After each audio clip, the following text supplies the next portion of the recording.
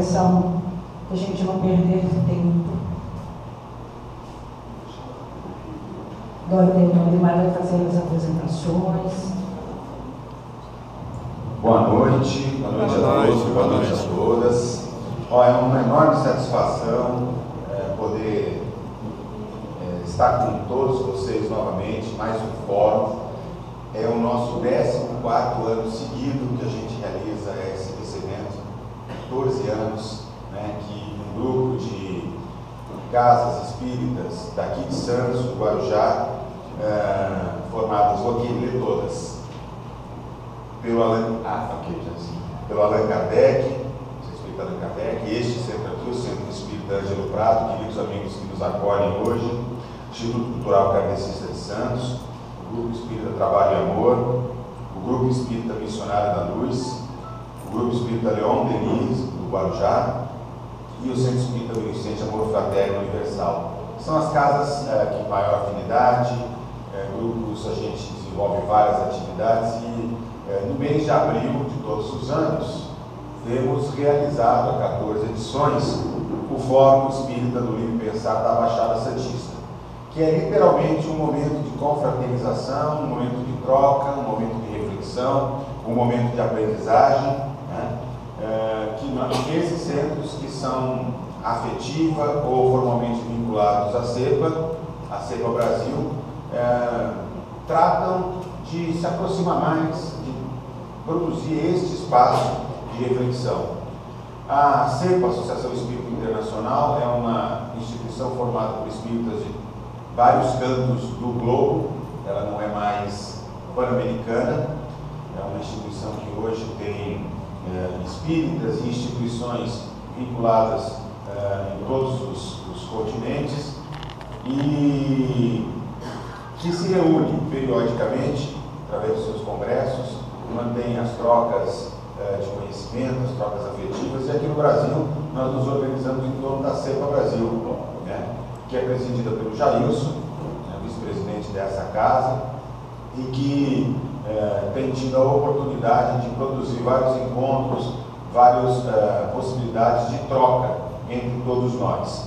E nós recebemos hoje, no início das nossas atividades, uma carta da presidente da Associação Espírita Internacional, a CEPA, que é a nossa companheira Jacira Jacinto da Silva, que é de São Paulo, o núcleo de direção da CEPA atualmente é aqui no Brasil, e eu vou ler rapidamente. Prezado senhor presidente da CEPA Brasil, está se referindo ao senhor Jailson. Tenho a honra de me dirigir a Vossa Senhoria para fim de cumprimentar a todos os dirigentes dos centros espíritas das casas que eu acabei de mencionar. Em nome da diretoria executiva da CEPA, registro o mais profundo agradecimento a essas casas espíritas da Baixada Santista que se uniram para mais esse ciclo de estudos e trocas de ideias. Gostaria de cumprimentá-los pelo esforço exemplar de realizar mais um evento assim tão promissor, contando com a contribuição de excelentes representantes do autêntico pensamento kardeciano, entre eles o César, além do apoio de toda a comunidade espírita do litoral paulista. A CEPA se consolida ao longo de décadas sempre que uma pessoa ou uma casa espírita dedica energia para a busca por mais conhecimento. Porém, o seu propósito ainda mais se revela em ocasiões como essa, em que as pessoas se emanam em torno da discussão de temas profundamente relevantes no contexto social. Na visão progressista e livre pensadora da CEPA, grupos espíritas cumprem verdadeiramente seu papel quando se preocupam com as relações humanas e o progresso social, procurando melhorar melhores alternativas comportamentais para situações de tolerância, de defesa da liberdade, do progresso e da valorização da experiência humana como uma oportunidade de construir um mundo melhor. Ciente de que não devemos nos posicionar como meros aventureiros nesta encarnação, incumbi-nos, ao contrário, de aprender e compartilhar valores humanitários com vistas à reparação solidária das precariedades solidificadas na ignorância dos tempos passados. A CEPA muito se felicita com o 14º Fórum Espírita do Livre Pensar da Baixada, interpretando como oferta generosa para o nosso intelecto. Impossibilitada de participar pessoalmente desse encontro, deixo em nome do Conselho Executivo da CEPA, nosso muito obrigado. Imensamente agradecidos pela iniciativa, enviamos um fraternal e afetuoso abraço a todos os organizadores, palestrantes e assistentes, com votos de que tudo se realize de forma mais harmoniosa e exitosa possível e que vivam horas felizes de reflexão e aprendizado. Então, com as palavras da Jacira, e em nome de todas as instituições aqui já nominadas, eu queria dar oficialmente para aberto o 14º Fórum do Livro Pensar Espírita da Baixada Santista, né? Já aproveitar para convidá-los todos para as duas atividades que nós faremos, uma amanhã, lá na Zona Noroeste, no Grupo Espírita Trabalho e Amor, fácil de chegar, na Manuel Ferramenta Júnior 88, tem um cartazinho ali na porta. Nós vamos amanhã discutir um tema muito palpitante, da maior importância para esse tema central do nosso 4º Fórum, que é Espiritismo e Sociedade, as relações humanas e o progresso social em tempo de intolerância nas redes sociais. Então, o Cavuro Crispim está aqui com a gente, um jovem, antenado, sintonizado nas mídias sociais, um grande estudioso do Espiritismo, mas também dos problemas, conectado com tudo que está acontecendo com a nossa sociedade, vai conversar com a gente sobre o tema Espiritismo e mídias sociais. Imperdível. E na sexta-feira, encerrando as nossas atividades do nosso 14º Fórum, no Centro Espírita Allan Kardec, lá na rua Rio de Janeiro, número 31, pertinho da Beneficência Portuguesa, né? O nosso querido companheiro Reinaldo de Lutia vai abordar o tema alteridade e a ética espírita, fundamental nesses tempos. E sem me alongar mais, nós tivemos a felicidade de poder contar com a querida Dora Encontre, né, na abertura dessas atividades. A Dora, para quem não a conhece, eu vejo quase todo mundo conhece, porque a Dora é aquelas figuras super conhecidas dos espíritas brasileiros, dos espíritas fora do Brasil. É uma pessoa que tem uma contribuição já de muito tempo, muito importante, né, para o pensamento espírita. Ela é jornalista, ela é doutora e pós-doutora em educação pela Universidade de São Paulo, tem mais de 40 obras publicadas, várias delas aqui disponíveis para serem adquiridas, para quem quiser pegar um autógrafo, quem quiser dar de presente para os amigos, né? E ela, nessas obras, ela tem produzido reflexões sobre o tema da espiritualidade, do espiritismo, da educação, livros didáticos, mas também literatura infanto-juvenil. Não sei se ela queria que eu contasse, mas ela vem se arvorando agora também como produtora cinematográfica, uma outra vertente em breve. Mais para frente a gente divulga no momento certo, você fala, né? Então, assim, também é se arvorando nesse novo campo fantástico de comunicação, né? Que é de um outro tipo de mídia, muito importante para a difusão do pensamento espírita, do pensamento kardeciano, né? E ela coordena a Universidade Livre Pampédia, em Bragança Paulista, e também coordena a Associação Brasileira de Pedagogia Espírita, a ABRAD, a DPE, desculpa, a ABRAD é outra, me confundi. A DPE, a Associação, também que eu falei o nome por extenso, primeiro, né, para corrigir a gafe, a Associação Brasileira de Pedagogia Espírita, tem feito conferências, tem escrito bastante em jornais, em blogs, e tem se posicionado muito sobre esse tema, Espiritismo e Sociedade. Né?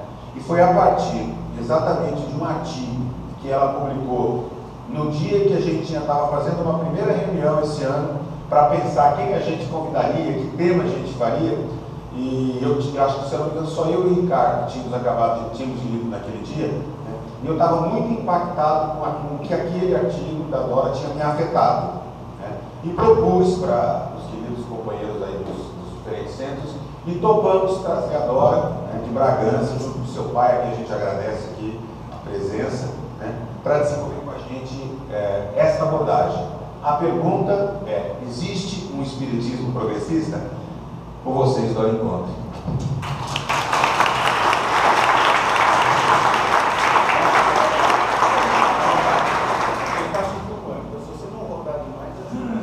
Mas posso ficar para frente? Eu quero quero ficar mais próximo do público, mas se eu ficar aqui em cima eu tenho medo de cair, porque eu me mexo demais. Boa noite para todo mundo. É um grande prazer estar aqui. Eu tenho uma ligação afetiva muito grande com a cidade de Santos. Eu estava falando, eu não sei se você ouviu o que eu comentei, que a Associação Brasileira de Pedagogia Espírita foi fundada aqui em Santos, na Universidade da Unisanta, em 2004, onde nós fizemos o primeiro congresso de Pedagogia Espírita. Depois, a partir de 2005, nós fizemos a pós-graduação lá na universidade. Depois, em 2006, fizemos o segundo congresso de Pedagogia Espírita. Então, depois saímos daqui e ganhamos o mundo. Mas em Santos é que começou esse movimento da pedagogia espírita. Então, eu tenho uma conexão muito afetiva, fora meu pai também vinha falando, passou a lua de mel com a minha mãe aqui, etc.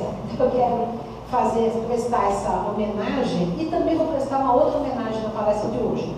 A minha mãe, que ontem faria 82 anos, e ela foi autora de uma das primeiras teses sobre espiritismo na Universidade Brasileira, em 1991, que está publicada hoje como título Ideias Sociais Espíritas. Né? Foi publicada logo depois que ela desencarnou, em 1997, ela desencarnou, em 98 nós publicamos, e depois já editamos, etc. E ela é uma pessoa bastante crítica, por isso que eu cresci dessa maneira, né? Eu também cresci sob a inspiração do Herculano Pires, cuja casa meus pais frequentavam desde que eu tinha 2 anos de idade. Então eu sempre tive uma visão progressista do espiritismo. Mas a pergunta é, o espiritismo pode ser progressista? Bom, eu diria que, já para começar a nossa conversa da noite, que eu não vou me estender muito, porque eu quero que a gente participe, que a gente dialogue, etc., não vamos ficar no monólogo, mas eu diria o seguinte: embora a gente tenha defendido essa bandeira de um espiritismo progressista, inclusive lançamos recentemente um manifesto, né, do Espiritismo Kardecista Livre, e usamos a palavra progressista várias vezes. Eu estou com uma coluna no jornal GGN, que chama-se Espiritismo Progressista. Eu tenho convicção de que o espiritismo é essencialmente progressista. Ele não precisaria dessa adjetivação. Mas como houve um desvio histórico, né, com o espiritismo no Brasil, né, mas também nós hoje sabemos, pelos dados aí de várias pesquisas, que esse desvio começou lá na França, logo depois da morte de Kardec, né, nós vamos conversar um pouco sobre isso. Então, houve um desvio para o setor do conservadorismo, do religiosismo excessivo, do sincretismo com o catolicismo, enfim, trilhando caminhos que não eram aqueles propostos por Kardec. Diante disso, nós nos encontramos hoje diante de uma bifurcação histórica que nós somos obrigados a usar adjetivos para o espiritismo que, em tese, não precisaríamos ou não deveríamos usar. Por exemplo, o espiritismo kardecista, por exemplo, o espiritismo livre, por exemplo, o espiritismo progressista. Ou seja, são termos que são óbvios para o espiritismo, porque quem fundou o espiritismo foi Kardec. Então, o espiritismo é kardecista, aquela filosofia que nos inspira, que seguimos, teve como fundador Kardec. Aliás, também eu devo dizer que eu não uso mais a palavra codificador, porque essa palavra não aparece em nenhuma obra de Kardec e ela diminui o papel de Kardec diante das obras espíritas, dando-lhe apenas uma função de um secretário, uma espécie de secretário dos espíritos que organizou revelações prontas, né?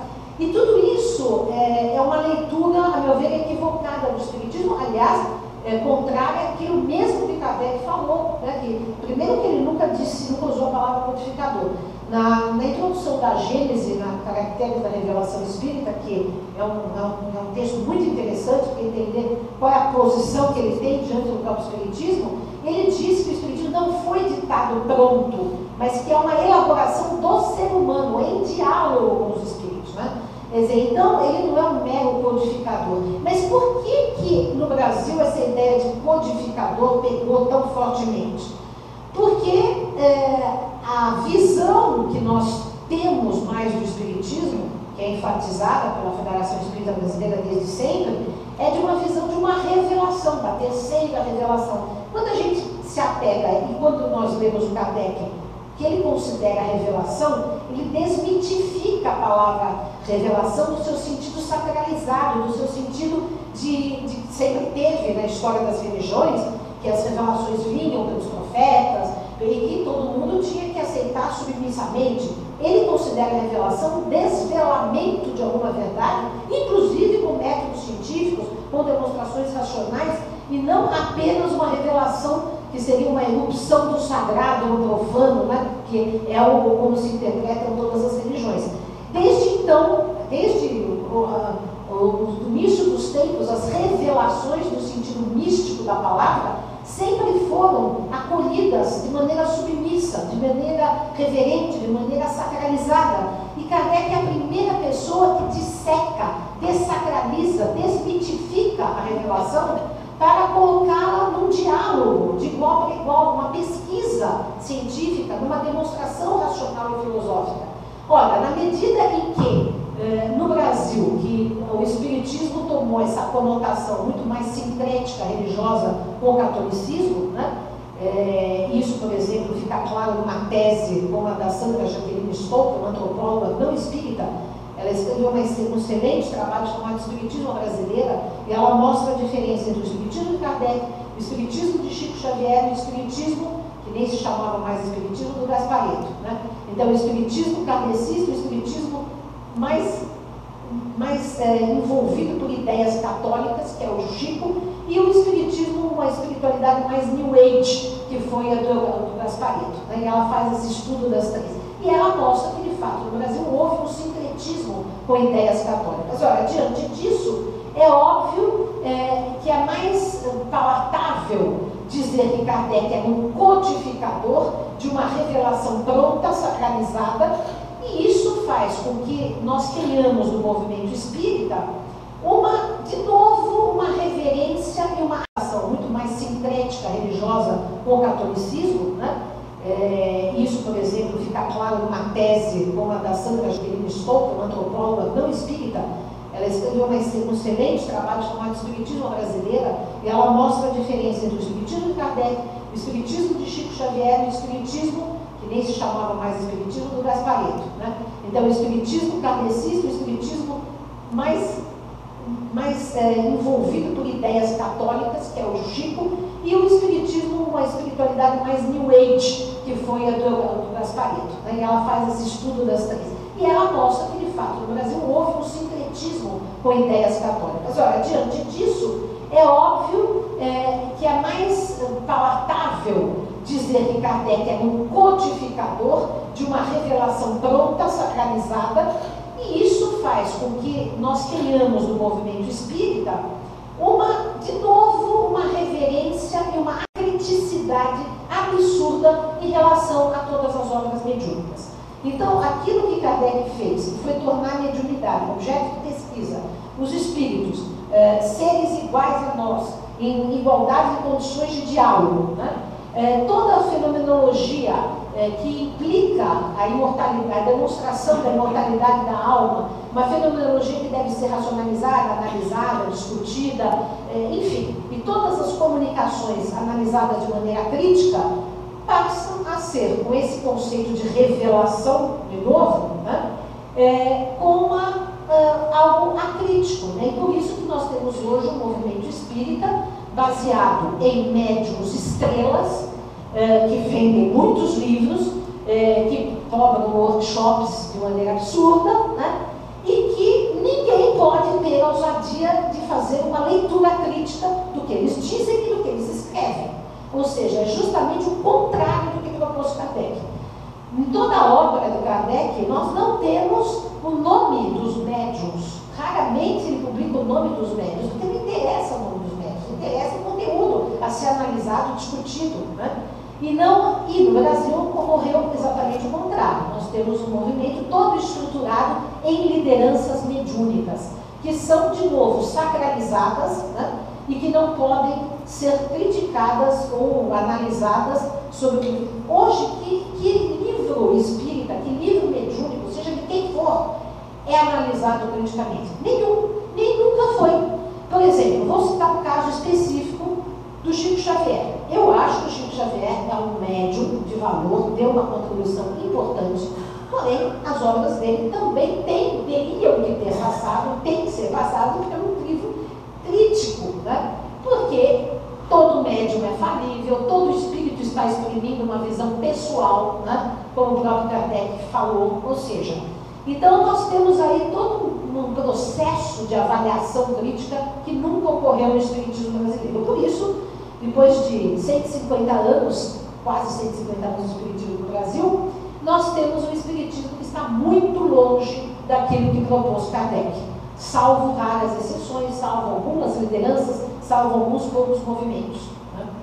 Bom, e aí o que nós estamos tentando fazer? Justamente a Associação Brasileira de Pedagogia Espírita, desde o seu início, quando nós levantamos a bandeira da pedagogia espírita, eu quero explicar aqui que bandeira é essa, que até alguém, você veio me dizer, né, perguntar se se tratava de um movimento de uma educação confessional. De jeito nenhum, né?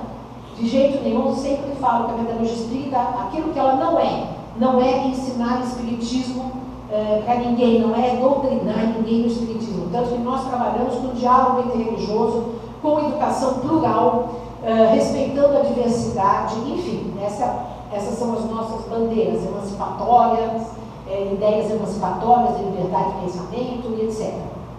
Bom, então quando a gente começa esse movimento em 2004 com a fundação da Associação Brasileira de Pedagogia Espírita aqui em Santos, uma das ideias principais nossas sempre foi fazer uma releitura do espiritismo no Brasil, né? Quer dizer, é uma releitura da educação a partir da perspectiva espírita, não confessional, não doutrinante, mas também é uma releitura do próprio espiritismo. Por quê? Porque o espiritismo, acima de tudo, é uma proposição pedagógica, né? É uma ideia de educação do espírito, né? De educação, de libertação, e uma educação transformadora, que transforma o ser humano, que transforma a sociedade, ou seja, é uma educação que emancipa, né? E por que isso? Então, nesse sentido, nós estamos fazendo um trabalho, desde sempre, de recuperar tanto os antecessores de Kardec, que foram todos nomes progressistas, né? Por exemplo, Comênios, por exemplo, Rousseau, por exemplo, Pestalozzi, né? Que foram antecedendo todo o trabalho de Kardec. Quando Kardec se debruça sobre os fenômenos espíritas para trabalhar filosoficamente, cientificamente, eticamente, todos os fenômenos, ele vinha embebido de uma tradição pedagógica, sobretudo, porque ele estudou com Pestalozzi, que teve Pestalozzi influência de Rousseau e Comênios, e esses grandes espíritos, que são, pessoas interessantíssimas, né? Por isso que nós temos dedicado na editora Comênios com um sacrifício enorme a publicar coisas do Comênios, do Pestalozzi, do Rousseau, né? Para revivar essas tradições que nos fazem melhor entender o próprio espiritismo, né? Porque o espiritismo está dentro dessa tradição. E todos esses grandes líderes da educação, eles trabalharam ao mesmo tempo com a subjetividade do ser humano, da criança, no sentido de propor uma educação que emancipasse, que trouxesse racionalidade, que trouxesse liberdade de crença, liberdade de pensamento, mas ao mesmo tempo todos eles trabalhavam com ideias de transformação da sociedade. Vejam só, por exemplo, Comênios, em pleno século XVII, um homem que era pacifista, né, pregava o diálogo interreligioso. Ele dizia o seguinte, eu sempre cito isso porque eu fico encantada, né? E como isso é atual, né? Ele falava, não vai haver paz no mundo enquanto houver produção de armas. Olha só o que nós estamos assistindo no Brasil e no mundo. Quer dizer, quem é que fomenta a guerra? É a indústria bélica, né? Quem é que está fomentando essa legislação nova que estão querendo liberar toda a arma no Brasil?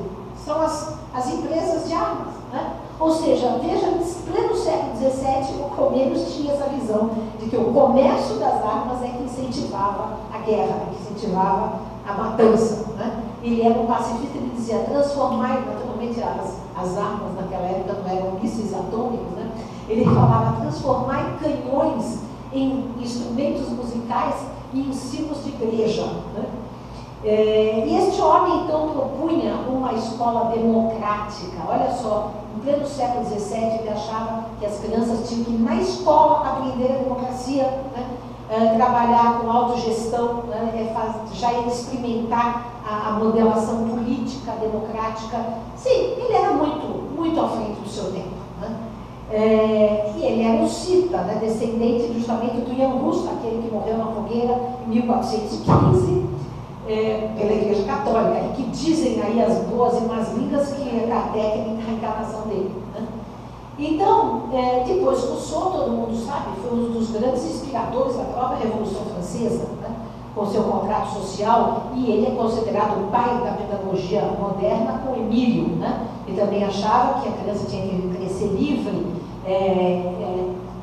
com afeto, né? Com liberdade de expressão.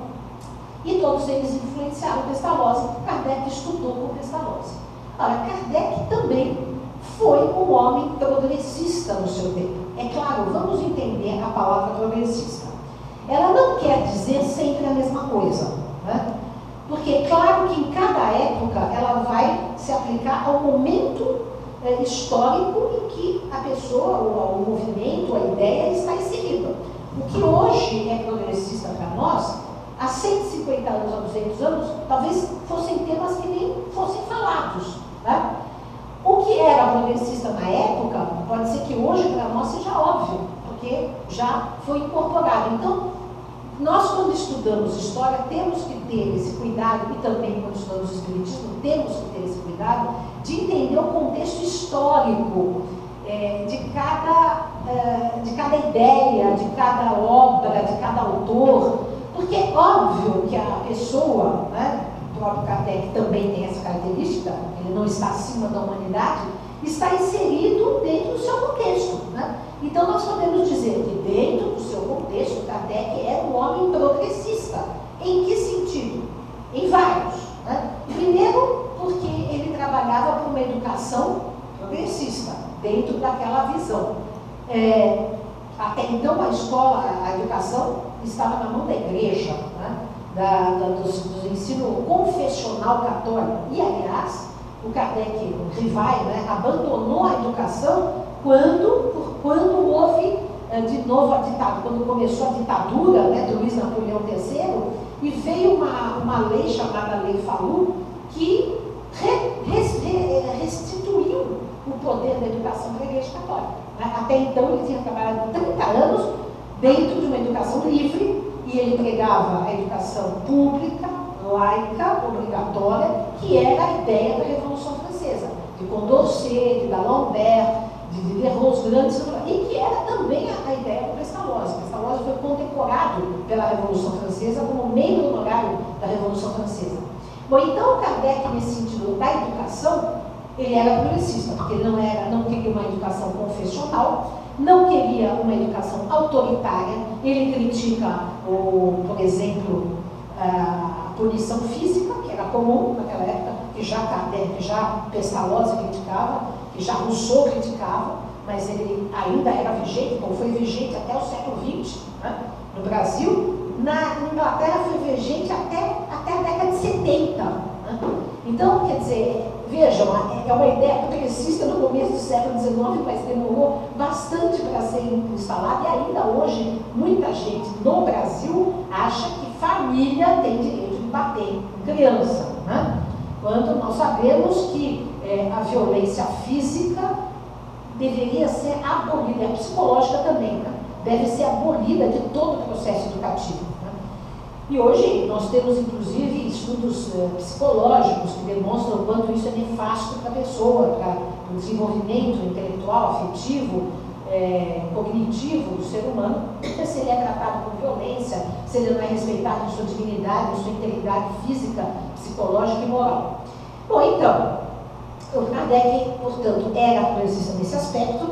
Então nós temos aí, o primeiro livro que eu lancei na editora Comênios foram justamente os textos pedagógicos de Kardec, né? Mostrando o que ele pensava. Ele realmente era uma pessoa que estava muito à frente. E eu faço até uma comparação bastante grande entre o Rivaio, o educador, e depois, 100 anos depois, a Montessori. Muitas coisas que ambos falam são muito próximas, né? Por exemplo, a ideia de que a educação devia ser uma ciência, Montessori também pensava assim. Tem algumas passagens do livro dele que ele examina como que se dá o processo de assimilação da moralidade de uma criança, né? Ele fala então que isso se dá através das impressões, não através da verbalização, o que também a Montessori vai dizer que a criança é uma mente absorvente, né? Que vai absorver o ambiente e tantas outras ideias, né? Outra questão que Kardec era progressista, ele era provavelmente uma pessoa simpatizante do socialismo utópico, né? O socialismo utópico era aquele movimento que surgiu no começo do século XIX, antes do marxismo, antes de Marx e Engels publicarem o Manifesto Comunista, publicarem o Capital, etc., porque já era uma crítica àquela industrialização muito exploratória do ser humano, porque nós sabemos que no começo, virada do século XVIII e XIX, o processo de industrialização na Europa foi extremamente nefasto, né, para os operários, trabalhava-se 12, 16 horas, as crianças trabalhavam, enfim, todo aquele processo. Ora, então surgiu o socialismo utópico, no sentido Saint-Simon, Fourier, o Proudhon, que é considerado às vezes socialista utópico, às vezes anarquista, eu gosto de considerá-lo como anarquista, né? Jean Reno, outro socialista utópico, e todos eles estavam ali inseridos naquele contexto em que Kardec estava primeiro trabalhando na educação e depois se dedicando aos fenômenos espíritas. Ora, uma coisa que pouca gente sabe, mas que nós descobrimos através de um pesquisador francês, o François Baudin, professor da Universidade de Rouen, que aliás, eu depois me lembro de falar do documentário que a gente está fazendo, já está quase pronto. Ele foi também entrevistado nesse documentário. Ele descobriu uma coisa interessante, depois eu verifiquei a fonte de pesquisa dele, é verdade. Hippolyte Léon-Denis Arrivai, que era desde a mocidade amigo do Maurice Lachatre, que era um anarquista, que foi editor de uma enciclopédia no século XIX, cujo verbete sobre o espiritismo foi o Kardec que escreveu, né? E ele foi aquele que recebeu as obras do Kardec lá em Barcelona, porque quando da ditadura do Napoleão III, o Lachatre se exilou na Espanha, e aí recebeu as obras do Kardec lá, e que essas obras são queimadas pelo bispo de Barcelona, nesse auto de fé muito conhecido pelos espíritas. Muito bem, muito antes disso, lá por 1834, quando ainda nem se falava de espiritismo, o Rivail e o Lachatre fundaram um banco em forma de cooperativa, o chamado Banco do Povo, que depois viria a ser uma ideia anarquista do próprio Proudhon. Mas antes eles fizeram, o que era esse Banco do Povo? Era um banco em que as pessoas podiam se associar e trocar créditos por serviços, por vendas de produtos. Então era uma espécie de cooperativa de crédito, né? E foi o Lachatre e o Rivail que fizeram isso. Olha, isso era uma ideia anarquista. Até hoje, a ideia da cooperativa é anarquista, né? Então, depois da Revista Espírita, quando Kardec se dedica ao espiritismo, ele cita várias vezes os saint-simonianos, o Fourier, cita Jean Reno, então ele tinha contato, né, com esse pensamento. E há muitas partes no livro do Espírito, sobretudo, que são bastante interessantes do ponto de vista da crítica social, né? Por exemplo, que fala da propriedade, que fala que a melhor propriedade é aquela que é acumulada em conjunto, né? Ele fala que a propriedade é sempre legítima, e a resposta é: que dizes da astúcia do roubo, né? Por exemplo, né? Ou, por exemplo, quando se diz que numa sociedade organizada segundo a lei de Cristo, ninguém morreria de fome, ou quando se diz que a sociedade tem que zelar pelo mais fraco, né? Fala do idoso, né? Enfim, são ideias sociais que permeiam, né? E, portanto, são ideias críticas em relação àquela sociedade. que estava se constituindo. Porém, temos que ter aí alguns cuidados. Primeiro, Kardec não podia falar de política mais explicitamente, né? Porque ele vivia, toda a constituição do Espiritismo foi feita sob a ditadura do Napoleão III. Inclusive, para fundar a Sociedade de Estudos Espíritas do Paris, teve que ter autorização da polícia, né? E mais recentemente fiquei sabendo que essas pessoas espiãs do governo, inclusive, iam participar das reuniões para ver o que eles estavam discutindo, né? Então, era uma ditadura, não tinha liberdade total de expressão. Segunda coisa que também hoje a gente sabe, que não sabíamos a respeito de Kardec, porque muitas informações estão vindo à tona mais recentemente por documentações que foram descobertas na França, na livraria Le Marie, mais de 2.000 cartas. Aqui em São Paulo, o arquivo Caruso de Abreu, que ficou mais de 70 anos fechado esse arquivo, agora está sendo divulgado. Enfim, outras pesquisas que várias pessoas estão fazendo. E nós sabemos hoje, inclusive esse pesquisador que eu fui entrevistar, o François Boudin, ele fez uma minuciosa pesquisa sobre Rivail, antes de se tornar Kardec. Então, uma coisa que nós não sabíamos, o Rivail era provavelmente uma pessoa bastante traumatizada em relação à perseguição política. Por quê? Seu avô morreu guilhotinado, né, o avô materno. O seu pai, primeiro foi preso pela Revolução Francesa, mas ele era também da Revolução Francesa, ele era a favor da Revolução Francesa. Vocês sabem que as facções diversas da Revolução Francesa se degladiavam e foi um banho de sangue, né? Aí ele foi solto, e aí quando vieram as guerras napoleônicas, ele foi chamado para lutar nas guerras napoleônicas, e ele foi dado como desaparecido. Tanto que na certidão de casamento do Rivail da Mérigoudet, aparece ali que não aparece como morto, mas como desaparecido, o nome do pai, né, do Rivail. Então ele era uma pessoa que foi criada pela mãe, pela avó e por um tio, que tinha passado, quando se dedicou ao Espiritismo, já por duas revoluções, de 30 e 48, que foram sangrentas também na França, e estava sob uma ditadura. Então, obviamente, que ele estava cheio de dedos para falar sobre isso. Então, a gente não sabe exatamente o que Kardec pensava inteiramente do ponto de vista político, por conta de todas essas questões, né?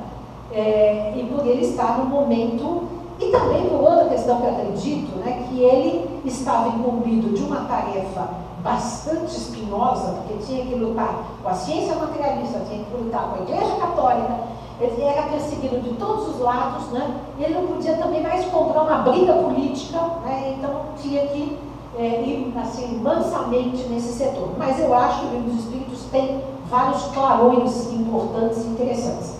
Agora, o que aconteceu depois da morte de Kardec?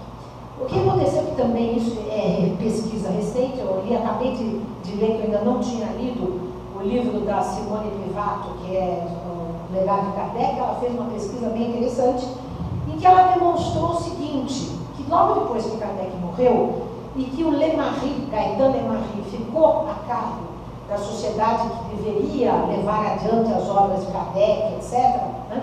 E que a Mérigoudet, de boa fé, doou todos os direitos para essa sociedade, que é uma associação anônima, né? E ela depois não teve mais direito de mexer sobre as obras do próprio marido, né? O que aconteceu? O Gaëtan Le Marie foi uma pessoa altamente problemática, né? Ele abriu o espiritismo para o rustanguismo, coisa que a gente sempre pensou, eu pelo menos tinha sempre tido essa informação, que o rustanguismo tinha sido um problema do Brasil, da Federação Espírita Brasileira, logo dos seus primórdios. Não foi. Foi lá na França, lá já desde a década de 70 e 80, depois da morte de Kardec. Por quê? Bom, Kardec, só para quem não está situado historicamente, o rustanguismo vem de Jean-Baptiste Rostand, um advogado de Bordeaux, que teve aquela ideia maluca de falar, de receber 4 livros que são chamados da revelação das revelações. Olha aí a ideia do caráter de revelação sagrada, né? Que não sofreram crítica nenhuma, que apenas por um médium, enquanto Kardec trabalhava com inúmeros médios, passava por uma série de questionamentos, etc. Aquilo foi recebido por uma única médium, e de ter a ideia estapafúrdia de que Jesus não encarnou em corpo de carne, mas não encarnou-se, né, uma gêmea, ele era um espírito. Então, tudo que ele passou, a sua vida, a sua morte, foi uma farsa. Né? Então, com isso, resgata-se, obviamente, dogmas católicos. Né? Por exemplo, a virgindade de Maria, porque ela não ficou grávida. Por exemplo, nos livros de Rustam tem a ideia de anjos caídos, ou seja, é um pastiche, né? Muito mal escrito, num texto indigesto, místico, etc. O Kardec rebateu isso justamente na Gênese, né? Mas ele morreu, e aí o que acontece? Justamente um dos discípulos do Rustam era muito rico e começou a bancar a revista espírita, dar dinheiro para a Sociedade dos Espíritas, bancar o Lemarie, e com isso o rustanismo entrou, né, no espiritismo como algo que entrou e se enquistou, né, no espiritismo. Claro que na época pessoas da maior idoneidade, né, espírita, como Leon Denis, como o Gabriel Delane, exatamente, Gabriel Delane, Rissos, todos eles se opuseram a isso, fundaram a União Espírita Francesa, fizeram um novo órgão e combateram isso. Mas no Brasil veio esta ideia e se encastelou na FEB, né? E até hoje a FEB tem o seu estatuto do rustanismo. Muita gente fala, mas isso daí tanto faz, é só uma crença, cada um acredita no que quiser. Não, isto é um desvio do espiritismo, porque ele abre as portas para esse espírito acrítico, para essa submissão à revelação sacralizada, porque volta àquela ideia de conservadorismo e não de emancipação e de criticidade e racionalidade que o espiritismo propõe. Né? Então, aquilo tudo que Kardec tinha feito como um trabalho muito rigor, né? Perde-se justamente com essa entrada do rustanismo na história. Bom, aqui no Brasil, o que aconteceu? Ao passo que a Federação sempre levou essa bandeira, nós tivemos também, por outro lado, pessoas de vanguarda que sempre adotaram ideias progressistas, né? E eu sempre fiz também esse rastreamento na minha tese da USP, justamente entre aqueles que trabalharam a ideia da educação. Começando por Eurípides Bassanufo, passando por Anália Franco, que está fazendo 100 anos da sua morte nesse ano, até que nós estamos relancei aí o livro dela, sobre ela, que nós temos na editora, por causa do centenário da morte. Aliás, o Eurípides e a Anália Franco morreram com alguns meses de diferença. Eurípides morreu em novembro de 18, a Anália em janeiro de 19, com a mesma causa, gripe espanhola, matou milhões de pessoas, né?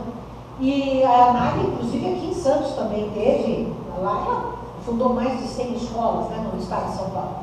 Então são pessoas que trabalharam, né, para um espiritismo pedagógico, um espiritismo emancipatório. O Eurípides é uma figura ímpar, né?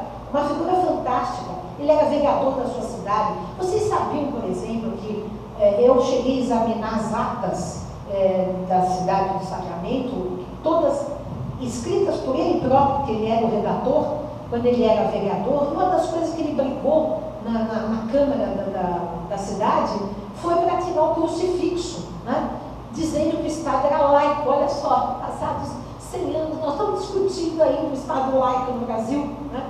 Ele também votou contra o Estado dar subsídios para escolas católicas, porque ele achava que o Estado não poderia apoiar nenhuma religião. Achava não, isso é da Constituição desde sempre, mas desde sempre não foi respeitado, né? Quer dizer, desde a fundação da República no Brasil pretendia se fazer um Estado laico, mas até hoje não conseguimos, né?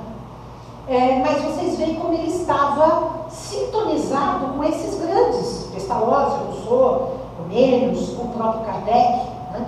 A Anália Franco era uma pessoa feminista, uma mulher feminista. Aliás, esqueci de citar uma das características das ideias progressistas de Kardec era justamente a igualdade do homem e da mulher, tanto que ele se casou com uma mulher que era também uma intelectual, que era 9 anos mais velha. Isso por si só já revela uma postura progressista, porque os homens naquela época de 35 anos casavam com menininhas de 16, né?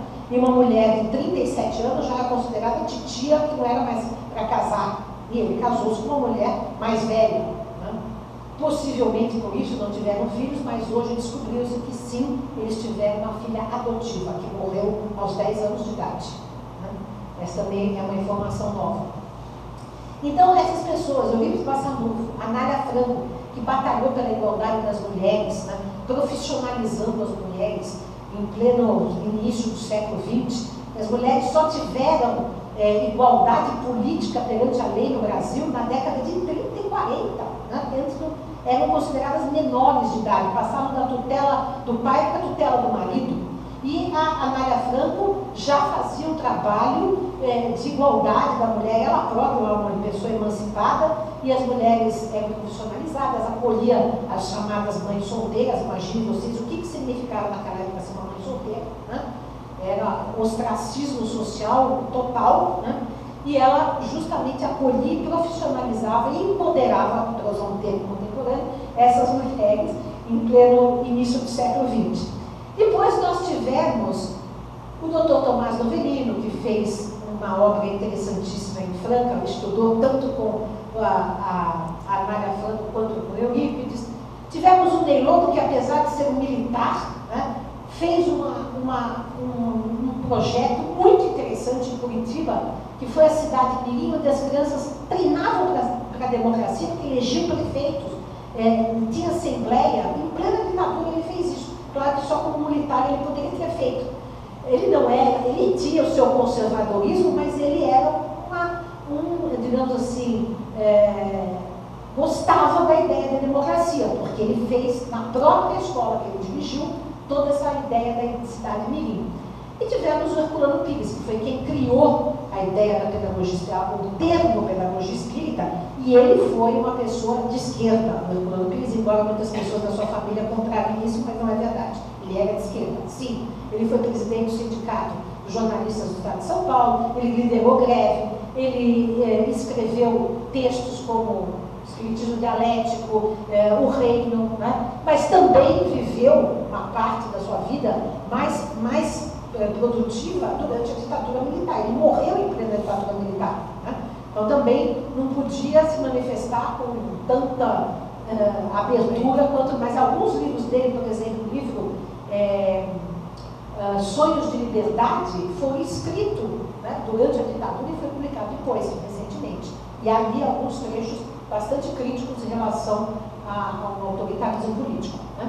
Enfim, o que eu estou querendo demonstrar com isso é o seguinte, que existe um movimento conservador, institucional, vindo lá da França, enraizado no movimento federativo brasileiro, mas existe, por outro lado, eu citei alguns apenas porque eu estou falando dos educadores, né, daqueles que lidavam com a pedagogia espírita, que sempre trabalharam com ideias progressistas, que sempre foram na vanguarda e que não estavam alinhados e nem foram apoiados pelo movimento institucional, né?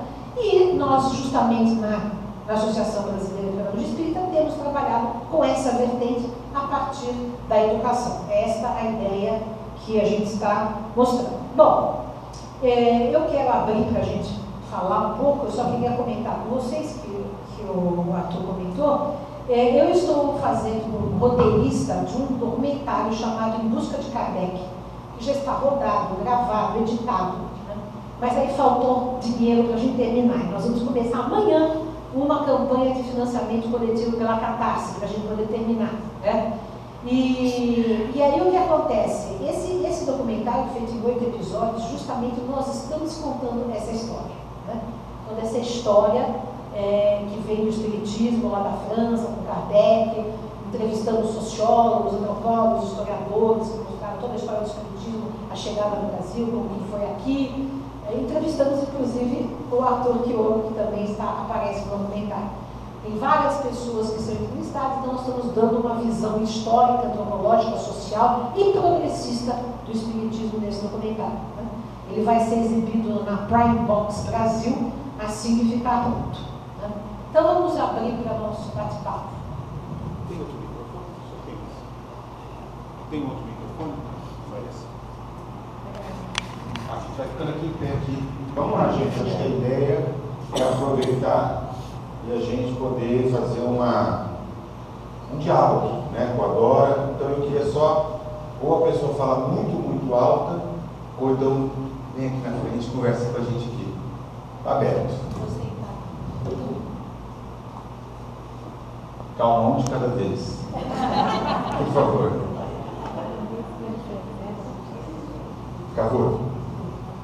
Você não quer vir? Acho que é melhor. Eu sei que ele viu um pouquinho. Eu falo alto. Então fala. Vai lá pra gente tirar uma foto. Não, ainda não. Só mais. Levanta pelo menos, assim levantando Tá. fala mais. Dora, um prazer conhecê-la pessoalmente. Minha pergunta é simples.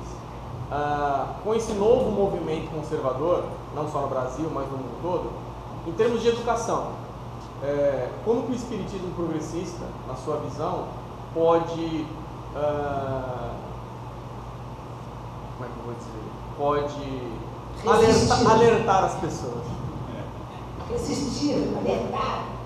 Bom, é o que nós estamos tentando fazer com um sacrifício tremendo, quase de sangue, né, com a Universidade de Rio Pampédia. A Universidade de Rio Pampédia é um projeto que nós temos desde 2015, começou no início do final de 2014 para 2015, depois do último congresso que nós fizemos de Educação e Espiritualidade e Transformação Social, que é justamente a ideia de nós termos um espaço livre, né, plural, interreligioso, né, e onde a gente dá cursos, nós temos cursos de filosofia, de política, de psicologia, de história. Agora, por exemplo, estamos dando um curso de história online, né? Temos a pós-graduação de Pedagogia Espírita, que é um projeto que começou aqui em Santos, que começou primeiro com a Unisanta, né?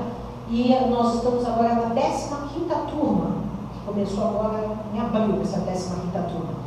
E tem produzido um impacto muito grande nas pessoas que fazem o curso, que é 2 anos de curso. Porque nós fazemos toda uma releitura do próprio Espiritismo, uma releitura filosófica, histórica, depois da educação, né? Estudamos os grandes educadores, as escolas inovadoras, como o Summerhill, a Escola da Ponte, etc. Né? Com isso, a gente procura impactar educacionalmente, formar multiplicadores, e eu abandonei uma coisa que eu adorava fazer, que é trabalhar com crianças, né? Que eu narro as minhas experiências aí no Vivências na Escola, o livro que tem aí, para trabalhar com os adultos, para multiplicar essas ideias, que não são apenas para serem aplicadas com crianças, para serem aplicadas com qualquer pessoa. Né? A educação é uma coisa ampla, não é só a educação escolar, a educação é da vida, é da sociedade, enfim. Né? Então, a ideia é que a nossa contribuição é essa, né? Estamos procurando dar essa contribuição. Com muito sacrifício, porque nós, quando lançamos a Universidade de Pampédia, nós tínhamos o financiamento farto, mas farto mesmo, da Capemisa. Pasme, quem nos apoiava era o militar, o professor César Reis, porque ele achava que a nossa proposta era uma proposta importante para o espiritismo, importante para a educação, e ele nos deu todo o apoio, e nós ficamos alguns anos com uma entrada bastante grande de dinheiro, por isso que nós lançamos o projeto da Universidade de Pampédia. Mas depois, pelas crises econômicas, políticas, sociais, etc., acabou esse financiamento, e hoje nós lutamos assim só porque eu sou muito teimosa, o projeto ainda está em pé. Mas a ideia é justamente multiplicar uma visão progressista, mas não é só espírita, né? Por exemplo, nós temos lá, vamos supor, tem um curso lá que é sobre a espiritualidade dos ateus, que é sobre do André Comte de Sponville, que é um grande filósofo francês contemporâneo. Ele propõe no livro O Espírito do Ateísmo uma espiritualidade para ateus. Né? Então nós temos esse curso lá, temos sobre a arte de amar, do Erich Fromm, né? Temos sobre anarquismo, sobre socialismo, sobre liberalismo, temos diversos cursos online que são no sentido de contribuir de maneira didática, porque geralmente o ensino na universidade é muito hermético, né? É muito distante da realidade, é muito distante das pessoas. Então é uma ideia de trazer um conteúdo filosófico, político, de psicologia, de espiritualidade, mas de uma maneira acessível. Né? A ideia também é essa. Cara, mais alguém? Vai levantando. A ideia é... Bom, em primeiro lugar, quero dizer que é um prazer muito grande recebê-la aqui. Eu acompanho anos, já li algumas obras suas, e eu posso dizer que sou muito influenciado por você, apesar de você não me conhecer, né? O Espiritismo, ele teve grandes personagens que pensaram a sociedade. Você mencionou Herculano Pires, né?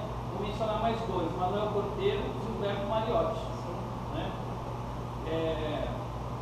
Um problema que eu vejo na atualidade, eu vejo que é uma das suas bandeiras, que por sinal eu respeito muito e admiro o teu enfrentamento, né? É que quando se traz para o movimento espírita um tema de caráter social, né? De sensibilidade com a miséria, de sensibilidade com a pobreza, de sensibilidade e crítica com a situação de exploração social, logo se diz que isto é partidarismo no movimento espírita. Logo se diz que isso é fazer política partidária dentro do movimento espírita. Então, Dora, eu gostaria de saber se você enxerga uma luz no fim do túnel para que a gente possa ter um movimento espírita um pouco mais generoso no seu olhar para a sociedade, né? Porque é como eu comento muito com o querido Ademar, né? Muitos espíritas são experts em discutir se o nome do Allan Kardec é Hippolyte Léon Denisard ou Denisard Hippolyte Léon, mas é incapaz de discutir qualquer tema de maior de sociedade, né? Então, eu gostaria de saber, aproveitando esse tema da palestra que fala sobre o espiritismo progressista, se você enxerga alguma luz no fim do túnel, no sentido de um movimento espírita mais generoso, mais humanista. Eu vou emendar na questão dele, que pergunta assim, por que isso ocorre?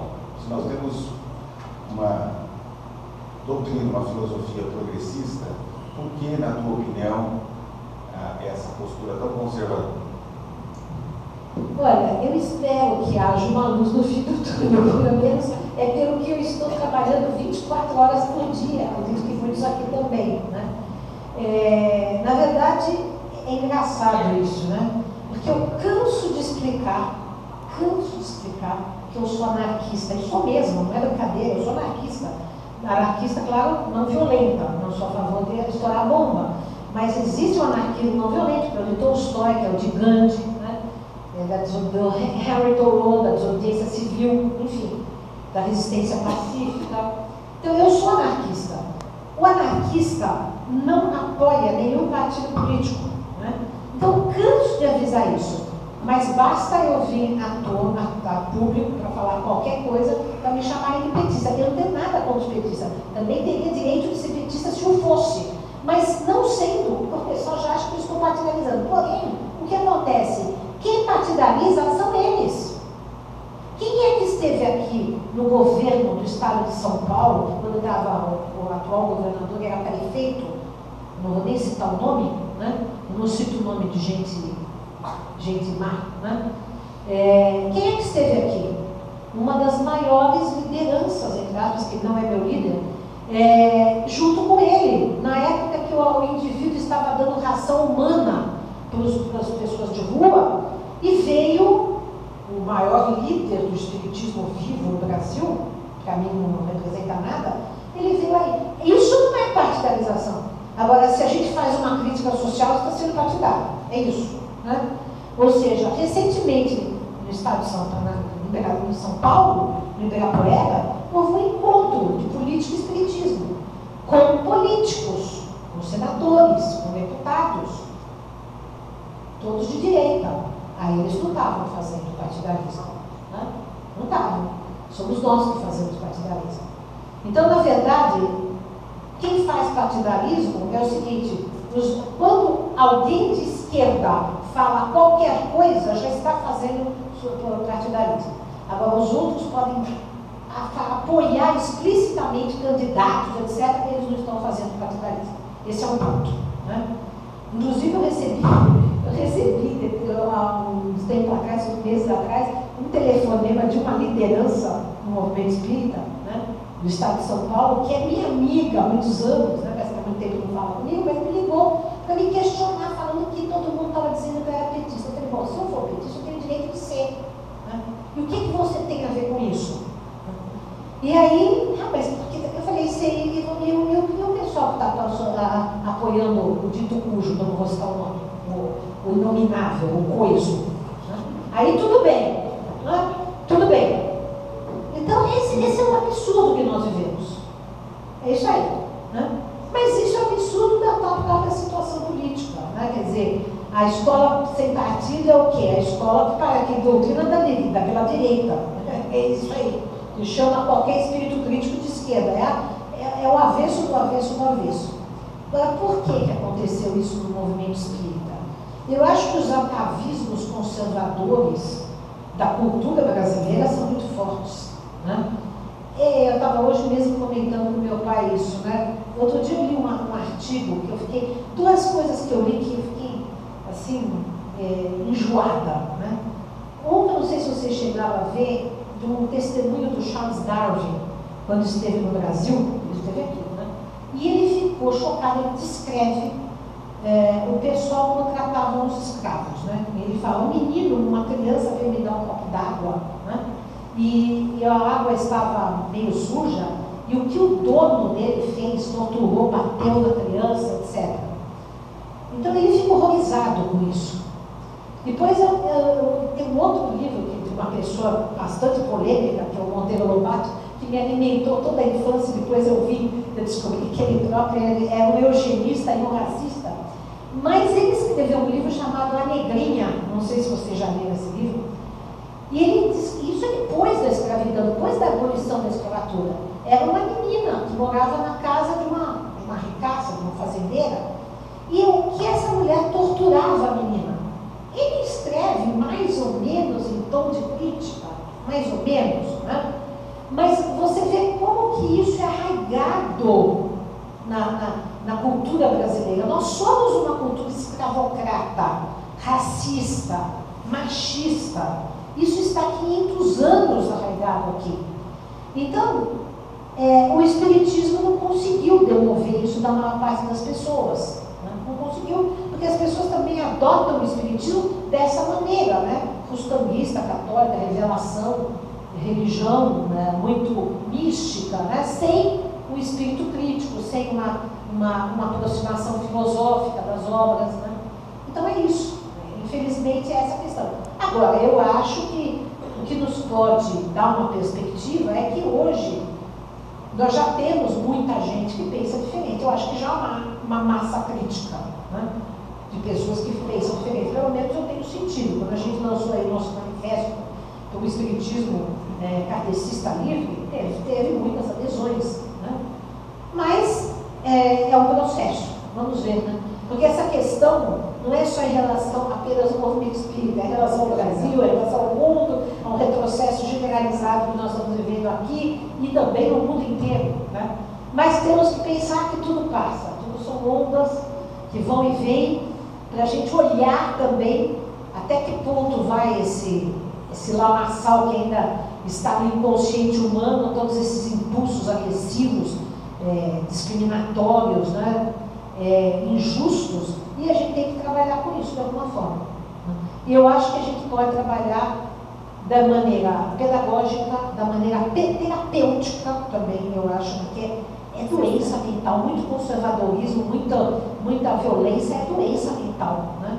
A pessoa que se compraz em humilhar o próximo, que se compraz em torturar o próximo, isso é patologia mental. Então, muita gente por aí precisando de terapia. Roberto, você quer falar aí ou quer falar no microfone? Se for bem alto, tá? Por favor.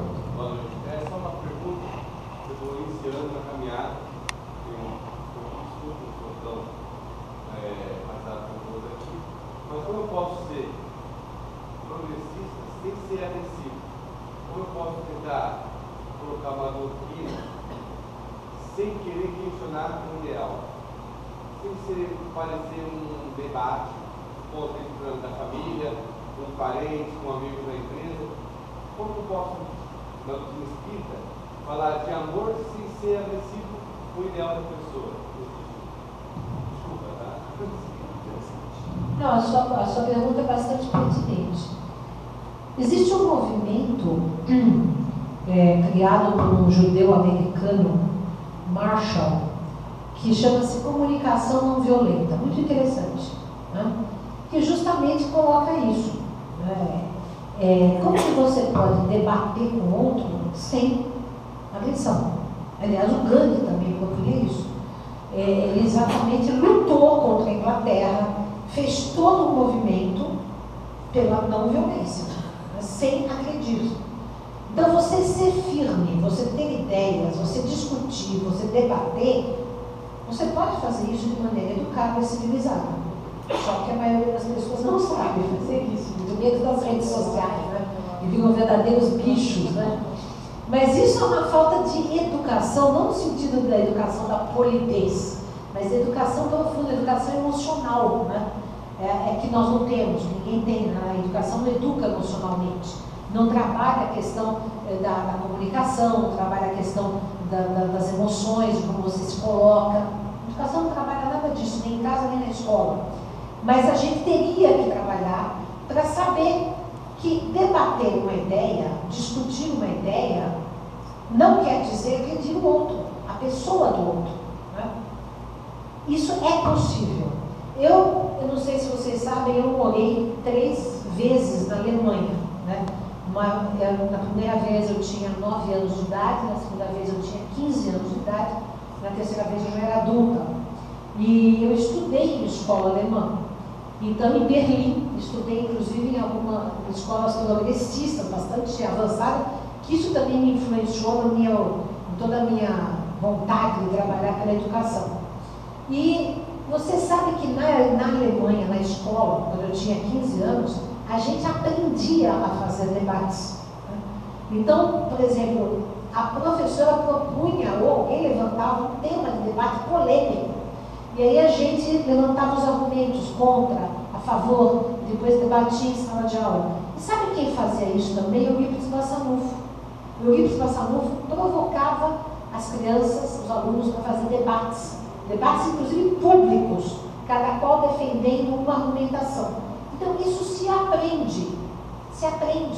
Só que nós não temos essa educação aqui no Brasil. Nós temos a educação do pugilismo, né? Verbal, e que você discorda, e no movimento espírita, se você discorda, você já está obsedado, né? A verdade é essa, né? Você não pode nem discordar.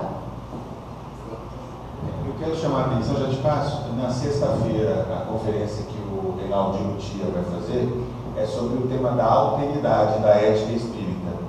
O conceito da alteridade é um conceito muito interessante, que é exatamente a possibilidade de viver na diferença, com a diferença.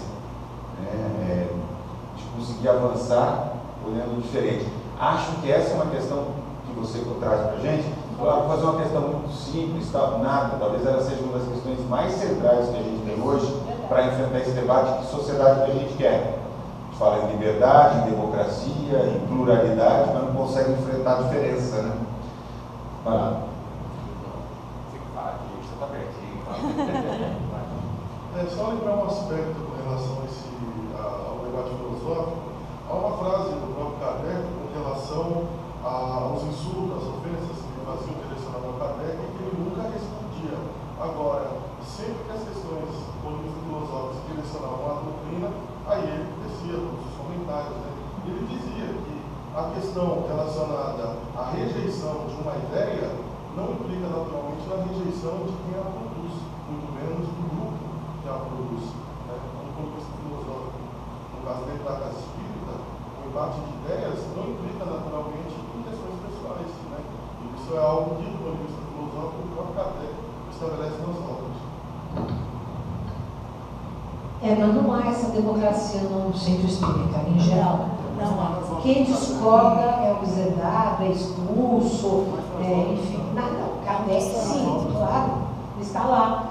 Mas no movimento em geral não se tem muito isso. O que eu conheço de gente no Brasil afora que foi expulso do centro espírita para discordar, é um absurdo isso, né? Mas eu conheço centenas de pessoas que vêm me falar: fui expulso.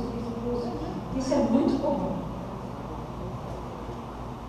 Dá tempo de mais perguntas. Todo mundo fala. Desculpa. Você não precisa ficar quietinha, é melhor que o pessoal no fundo ouvir. Toda a sua exposição, as suas colocações. E o questionamento que ele levantou com relação à filosofia, e esse rapaz agora como iniciante no Espiritismo, eu percebo que, principalmente a colocação dele, da preocupação do espírita, no movimento espírita com relação à sociedade e às suas necessidades. Eu entendo que, na verdade, nós ainda não entendemos o Espiritismo. Porque Kardec, no seu pensamento crítico, né, questionador, em que ele procura levantar todas as dúvidas e aprofundar mesmo a sua capacidade crítica, nós ainda não entendemos essa proposta deles, como você colocou no Livro dos Espíritos, que há colocações que nos fazem repensar nossa posição dentro da sociedade. Então nós também não fazemos essa reflexão, ou seja, a gente passa por toda a literatura espírita de uma forma rasa ainda. Então por isso essa dificuldade que a gente tem em se posicionar e trazer essa vivência para fora da casa espírita e conseguir encontrar o seu papel como cidadão na sociedade, sem medo de se posicionar. Não importa qual seja a represália que a gente encontre no caminho. Então nós ainda não entendemos o Espiritismo. Nós fazemos uma leitura muito rasa. Você diz bem, mas por que a nossa essa dificuldade de entender? Porque nos falta lastro de tradição na filosofia, na ciência, na educação. Então eu tive uma experiência muito interessante nesse sentido, que eu sempre conto porque eu fiquei muito impressionada. Vocês sabem que na Alemanha ninguém conhece Kardec, nem imaginam, não existe movimento espírita na Alemanha. Se existe algum 3, 4 grupos hoje brasileiros. E um dia eu recebi uma jurista, uma professora, doutora, aqui em São Paulo, me pediu para assistir uma aula e tal, e eu estava com a minha tese da USP já publicada, né? E ela nunca tinha ouvido falar de Kardec, nunca tinha ouvido falar de Espiritismo, mas eu mostrei para ela o índice e fui traduzindo. Falei, olha, começa com Platão, Sócrates, depois Comênios, Rousseau, Pestalozzi e tal, fui traduzindo, né, para ela só o índice. Ela em 2 segundos entendeu do que se tratava. Não que ela tenha concordado, mas ela entendeu do que se tratava. Quando às vezes eu levo horas para fazer um seminário, o pessoal não entende. Mas por quê? Porque para ela, Comênios, Rousseau, Pestalozzi são referências. Ela sabe o que se trata. Então, se eu digo que uma pessoa está dentro daquela linha, ela já costura, entendeu? Já tem uma costura mental. Aqui nós nunca tivemos acesso a isso, né? Na verdade, a nossa formação foi jesuítica, foi católica, né? Nós nunca tivemos acesso a toda essa tradição, né, da educação, que veio do iluminismo, enfim.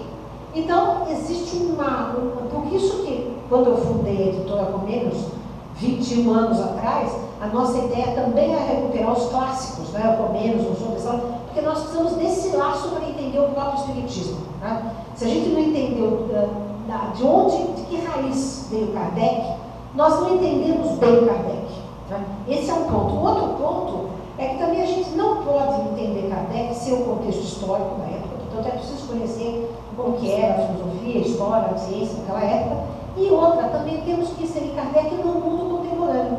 Eu estou escrevendo um livro, se Deus ajudar, eu quero terminar ainda esse ano, publicar antes do final do ano, que se chama Kardec para o século XXI, exatamente discutindo isso, né? Entre outras coisas. Como que inserir Kardec no século XXI? Porque é óbvio que nós temos que dialogar com Kardec a partir da ciência contemporânea, da sociologia contemporânea, dos problemas que nós temos hoje, que não existiam na época de Kardec, né? E reinterpretar Kardec no século XXI. Inclusive, tecer algumas críticas ao próprio Kardec dentro daquele contexto que ele teve os seus limites, né? Mas também ressaltar aquilo que ainda é atual e ainda pode nos servir, como o seu espírito crítico, o seu espírito de observação, o seu, enfim. Eu acho fundamental essa questão colocada pela Dora, porque, por exemplo, tem determinadas questões, se a gente não analisar criticamente, ele fecha o nosso debate, a nossa capacidade de diálogo com a sociedade. Por exemplo, as posições que são defendidas na obra de Kardec sobre a questão do estágio evolutivo da população negra são insustentáveis. Não tem base científica, não tem base filosófica, não se sustentam do ponto de vista ético, né? Agora, se explicam por um contexto, pelo eurocentrismo, né? Não deixam de ser profundamente equivocados. Se nós estivéssemos falando de uma religião consolidada, isso seria um grande problema, porque questionar os dogmas do livro sagrado é impossível. Mas se a gente tem essa visão crítica, essa possibilidade de colocar em análise o pensamento, isso nos permite, a lei, inclusive, reposicionar determinados conceitos. Acho que eu uso esse, mas existem várias questões, né, que precisam ser trazidas, trabalhadas, até para não comprometer a própria potência da filosofia espírita. Eu particularmente estava querendo já te fazer uma pergunta. Tem alguém? Senão eu vou fazer. Eu me inscrevi. Vou fazer uma pergunta aqui. Você citou a Sandra Stoll, ela desenvolve um pouco essa. Nós no CPDOC tivemos a oportunidade de dialogar bastante com ela. Ela é uma antropóloga da Universidade Federal do Paraná. Um trabalho muito interessante, que foi esse que a Dora citou. E tem o professor José Luiz Souza, lá da Unicamp também, que é um sociólogo, que estuda o espiritismo enquanto movimento social.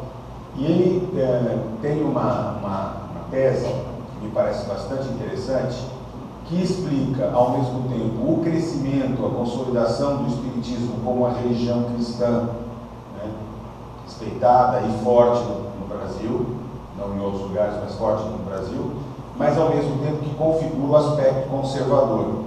Para além da história de ter se consolidado como o rótulo de religião, ele diz que a mediunidade, em particular a mediunidade desinteressada, a mediunidade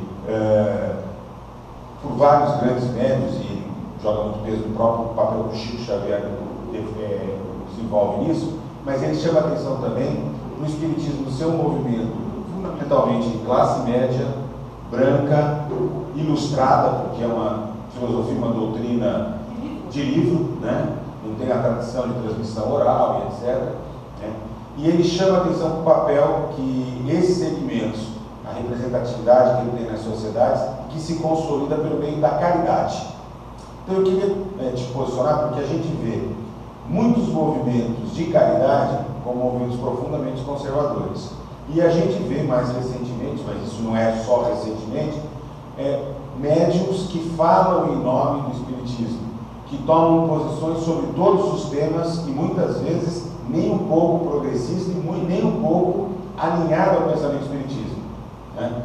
Vou me referir especificamente aqui, sem nenhum problema de ordem ética, ao Divaldo. Né? Talvez seja o nome do momento quando se fala em posicionamentos conservadores em nome do espiritismo. Queria que se analisasse um pouco essa situação, tanto a dimensão da caridade, como essa questão do uso da mediunidade na manutenção de uma certa dimensão conservadora do espiritismo brasileiro. Mergulhando numa carta que está na internet, por isso eu vou falar, né, sobre isso.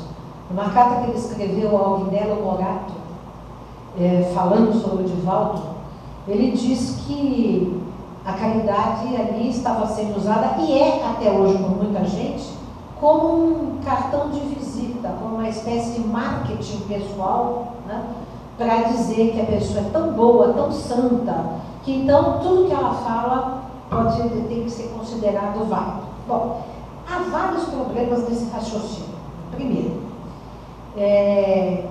mesmo a leitura mais conservadora do Espiritismo de Kardec pode achar trechos do tipo, né, no próprio Evangelho segundo o Espiritismo, que eu acho do de Kardec um livro mais conservador, eu acho o livro dos Espíritos mais progressista do que o Evangelho segundo o Espiritismo, mas mesmo no Evangelho segundo o Espiritismo tem lá falando: convertei uma esmola num trabalho e não humilheis a dignidade do ser humano, né? Está escrito lá. Então, essa ideia de eu caridoso, eu caridosa, boa, e vou dispensar ao assistido, né, toda a caridade que eu santamente distribuo, isso é paternalismo, né? Isso não tem nada a ver com caridade de fato, porque a caridade de fato é amor, e amor ao próximo é respeito à sua dignidade, é tratá-lo como igual, não como assistido, não como objeto da minha santidade, para eu crescer em cima do trabalho que eu estou fazendo. fazendo. Né? Assistencialismo, exatamente. Aliás, eu devo contar o seguinte, né?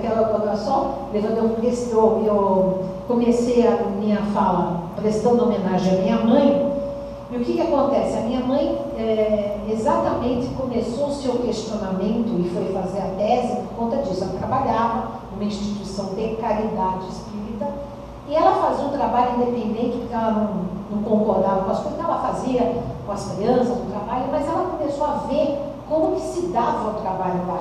Né? E eu mesma, criança, presenciei o quanto as pessoas humilhavam, gritavam com as assistidas, tratavam como cidadãos de segunda ou terceira classe, aquelas dondorcas, todas peruas, iam lá para fazer caridade e tal. E ela se indignou tanto com isso que ela abandonou esse trabalho e foi estudar, foi fazer Sociologia Política, Faculdade de Sociologia Política aos 40 anos de idade, depois fez mestrado em História, e quando ela morreu, ela estava fazendo doutorado em Assistência Social, exatamente tentando fazer uma leitura crítica de tudo isso. Né? Então, de fato, se a gente tiver real amor ao próximo, a gente vai se constranger diante da miséria do outro, de ele não ter os seus direitos sociais, a sua dignidade de cidadania respeitada, de nós vivermos numa estrutura tão desigual, tão profundamente injusta, a gente se constrange, a gente não vai crescer em cima disso, a gente vai fazer propaganda em cima da miséria alheia. Né? Então, todo esse mascaramento que existe no movimento espírita, que é assim, o modelo é esse: o médium, né, vira um guru, um oráculo, consultado para todas as coisas, coisa que já contraria a ideia de Kardec, que o melhor médium é o que menos falha, portanto todos falham. Né? Segundo, ele cresce em cima de uma obra social, né? E aí ele é considerado um santo. Né?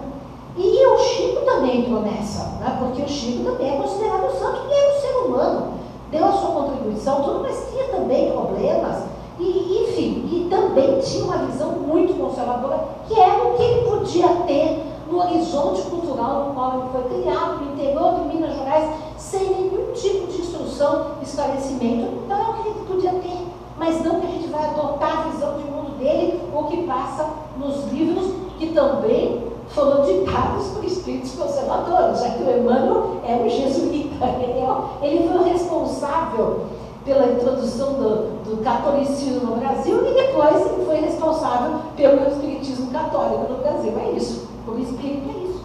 Mas tudo bem, faz parte. Pode ser que grande parte da população só conseguisse se identificar com esse discurso. Né? Mas hoje nós temos um outro contexto, nós chegamos nas universidades, temos doutores, temos mestres, temos pessoas que são espíritas e que têm um outro horizonte, e estamos tentando fazer um resgate de um espiritismo mais progressista e não conservador. Muito bem. Mais alguém? Vai lá. Só fazer um complemento. Só um complemento. Com relação a essa questão do assistencialismo, será por isso, Dona, que o Kardec faz questão de distinguir a questão da benevolência, a questão da beneficência, distinguindo filosoficamente uma ação material daquela que se dá no âmbito moral do indivíduo? Será que já naquele contexto do século XIX, apesar de todo aquele caráter emancipatório, do iluminismo, ele fazia racionalmente essa distinção? Será que às vezes a falta dessa compreensão, de novo, nas próprias obras? Não é ego mesmo inflado. Não, sabe, ego inflado. Nós precisamos diminuir o ego. A questão é essa, a gente não tem que crescer em cima do outro. Né?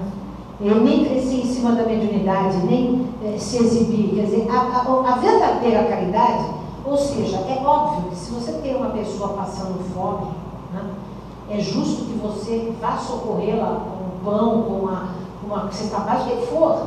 Mas você vai fazer isso na maior discrição, para não humilhar, sabe? Você não precisa fazer isso publicamente, você não precisa tornar isso uma bandeira, né? Uma bandeira para mostrar sua generosidade. Aliás, exatamente o próprio Evangelho condena isso.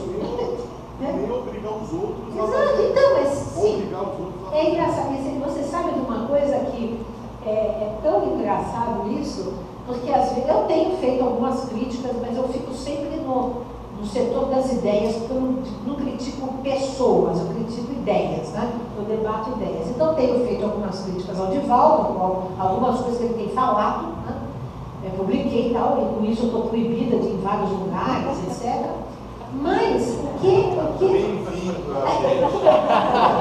nós estamos 30 anos acostumados com isso. Mas aqui o que acontece?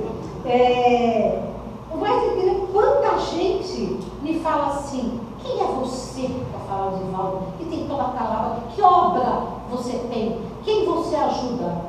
Eu respondo: você sabe alguma coisa da minha vida? Eu respondo: sabe quem eu ajudo? O que eu faço? Alguém sabe da minha vida? Ninguém sabe nada, porque eu não faço propaganda mediática da minha vida pessoal. Então, vejam só o que é um absurdo, né? Porque como que você vai defender uma ideia, não com base na argumentação da ideia, mas no argumento de autoridade, porque a pessoa é supostamente caridosa. Infalibilidade papal. Eu estava lembrando aqui, na década de 70, no final da década de 70, o movimento espírita de Santos, liderado pelo Jaci Rezes, já propunha uma profunda reflexão sobre esses temas. O pensamento do modelo, o movimento da espiritização, um questionamento dessa questão da caridade interessada. Eu particularmente acho que uma parte dessas pessoas, nessa reprodução desse modelo espiritólico, pensam que é desse jeito que vão conseguir um lugar reservado no nosso... Agora não é nosso lar, é Minha Casa Minha Vida espiritual. Nosso lar, o BNH espiritual é da época do Nosso Lar. Agora já Minha Casa Minha Vida, até que vem uma outra proposta. Mas no fundo é isso, é uma visão que não consegue compreender como se dá o processo evolutivo. O que é imortalidade, o que é evolução do espírito, o que é necessidade de reencarnação. E aí, voltando à questão que o Ricardo colocou, o quanto que sem transformar, e aí também me referindo a alguém que você várias vezes evocou aqui, que é o Herculano Pires, quando ele diz assim: nós somos os co-construtores do universo. Não existe possibilidade da nossa transformação se ela não for, ao mesmo tempo, uma transformação individual, mas uma transformação do mundo que a gente vive, das relações que a gente estabelece, da sociedade no qual a gente está mergulhado, que é o tema aqui central do nosso evento. Acho que isso muda radicalmente essa relação, porque aí eu posso continuar, me instruo um tiquinho, já sou privilegiado, porque já nasci em berço esplêndido, família que me alfabetizou, que me deu condições, e ainda faço uma caridade para depois do desencarne, os meus pecados serem relegados e eu ter meu espaço reservado. Enquanto isso, a gente deixa para alguém fazer a transformação social, que está aí como desafio de todos nós, aliás, não só dos espíritas, mas de todos aqueles que são cidadãos. E cada um à sua maneira. Acho que isso que a Dora nos traz é uma reflexão importante.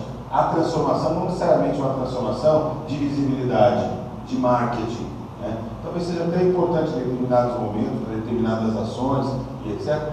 Mas, assim, a vida exige um processo muito mais microlítico, de transformações cotidianas, daquilo que a gente tem capacidade de implicar um ao outro, de se transformar e transformar o mundo que a gente vive, do que qualquer outra coisa dessa natureza. Nós já estamos aqui esgotando o nosso tempo. Queria saber se tem mais alguém que gostaria de colocar alguma questão para nossa convidada, Dora. Dizer que foi uma noite para mim muito interessante, muito agradável. Acho que assim, você trouxe de fato aquilo que a gente imaginava como elementos de reflexão. Abrimos o nosso 14º Fórum Espírita do Livro Pensar com chave de ouro. Essa palavra nunca foi usada, muito uma novidade, chave de ouro. Você já viu chave de ouro? Não, é igual a cereja do bolo, nem o bolo mais tem cereja. Mas você não sabe essa expressão, o seu bolo já não tem mais cereja, Essa eu roubei de você.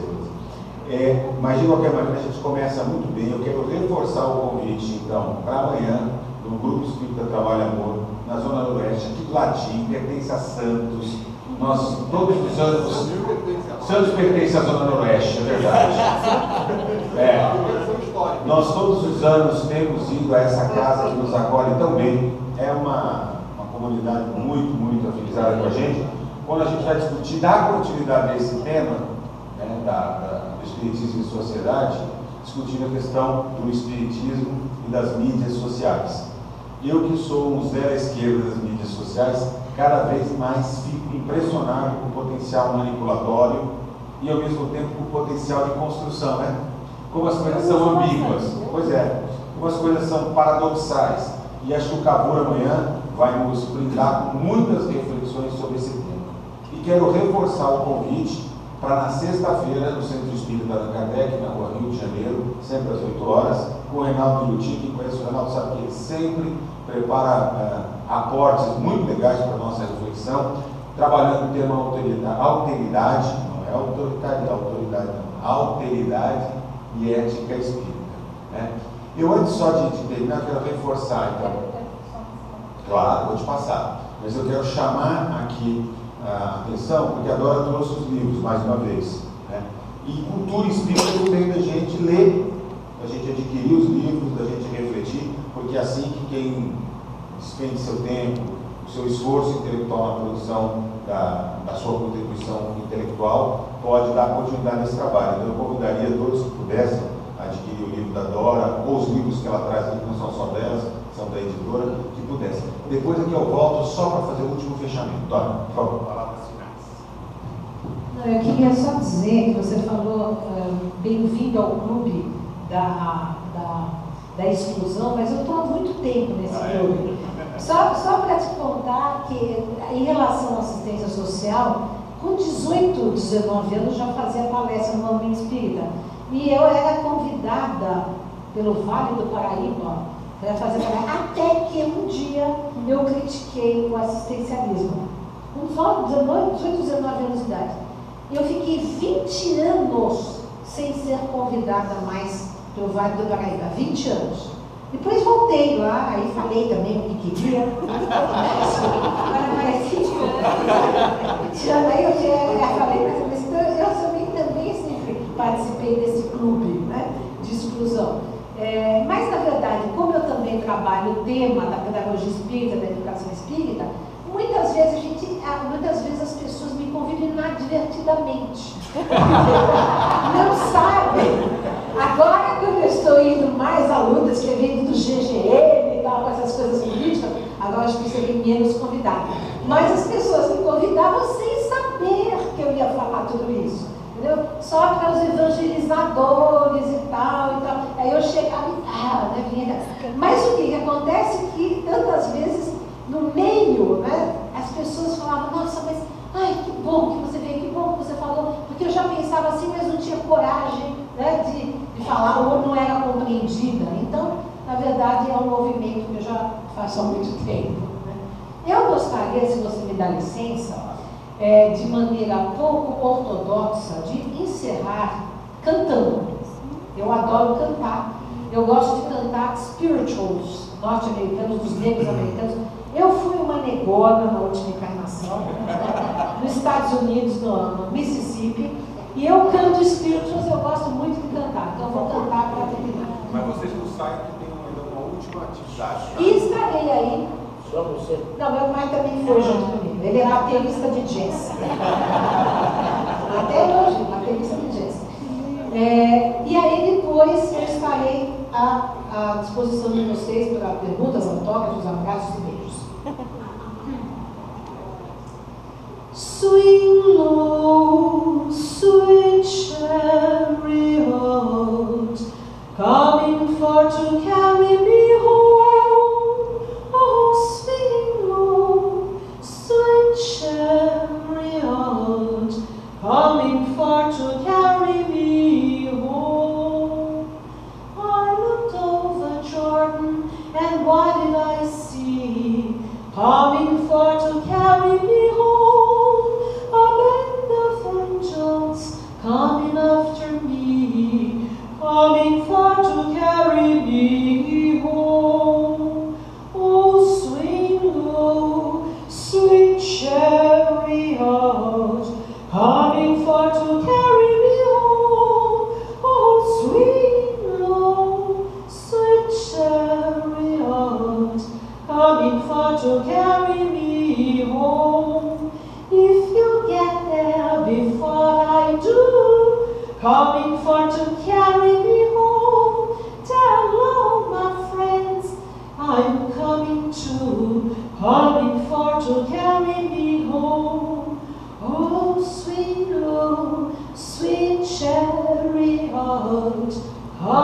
far to carry me home. Oh, swinging low, sweet chariot, coming forth to carry me home.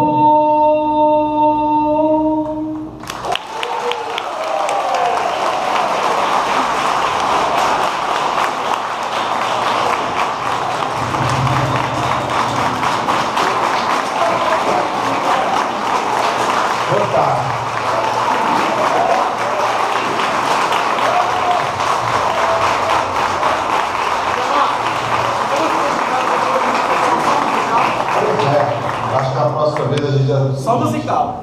Não vem nem fazer palestra, já cantador de canto. Não, gente, olha, fantástico. Quem disse que enquanto a cepa a gente não faz prece? Isso é uma prece. Isso é uma prece. Agora, gente, como eu sou a reencarnação de um barítono, aliás, um banheirito, eu também vou cantar. Ah, vocês acham que eu não vou cantar? Só que, como é hoje o nosso encontro em sociedade e tal, todos vão cantar comigo. Porque quem faz aniversário hoje é o Jailson, nós vamos cantar parabéns para ele. Vamos lá?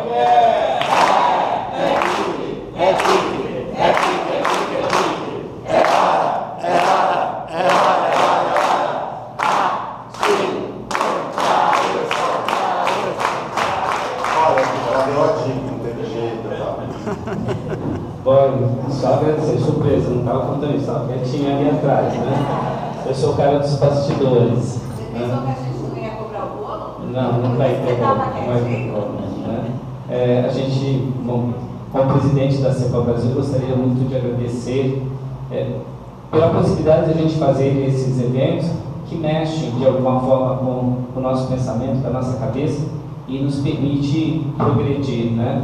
E é nessas oportunidades que a gente vê que tem alguma coisa a mais, né? Que não é só a nossa vidinha dentro do centro, né? E que tem muita coisa para a gente discutir e trocar, tá? E já que veio parar na minha mão, aqui é uma lembrancinha para a Dora em agradecimento por ela ter aceitado o nosso convite e ter vindo nesse evento. Obrigado. Aí para voltar agora.